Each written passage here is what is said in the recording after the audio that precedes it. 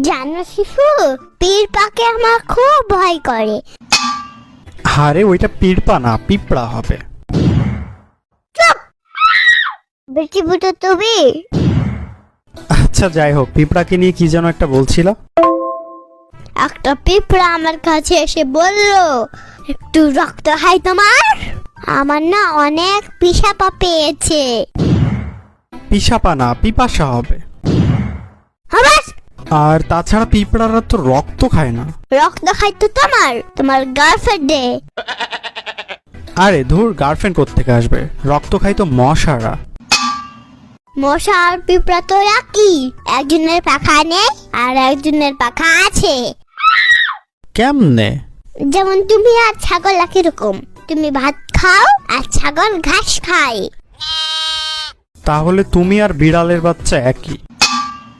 কেন? বিড়ালের বাচ্চারাও দুধু খায়, তুমিও দুধু খাও। এসবের বাচ্চা আমি টাকা খাবার কেন? আমি বড় মানুষ, তুমি পিচ্চি। আমি দুধ খাই না, আমি চিপস খাই। আইসে, চিপস খাওয়ার জন্য তো দাঁতের প্রয়োজন। শিপুর বাচ্চা, তোমাকে আমি অনেক সময় দিয়েছি, আর দিব না। ভালো হয়ে যাও শিপু, তোমাকে আমি অনেক সময় দিয়েছি। আচ্ছা যাই হোক, পিঁপড়াকে নিয়ে কি যেন একটা বলছিল। ও হ্যাঁ, পিঁপড়া আর পিপিলিকি কি জানো? পিকিলিকি আবার কি জিনিস? ওইটা পিপিলিকা হবে। চুপ! আচ্ছা বলো তো, পিঁপড়া আর পিপিলিকা মানে কি? আরে পাগলা, এটাই জানে না?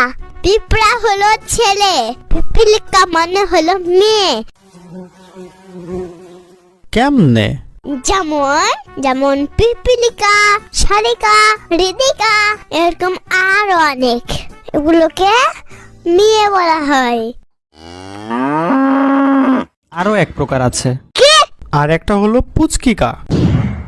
আর একটা আছে কি শুনি? শিফুকা। এটা কোনো কথা? শিফুলিকা, কোথাও যাও একা একা?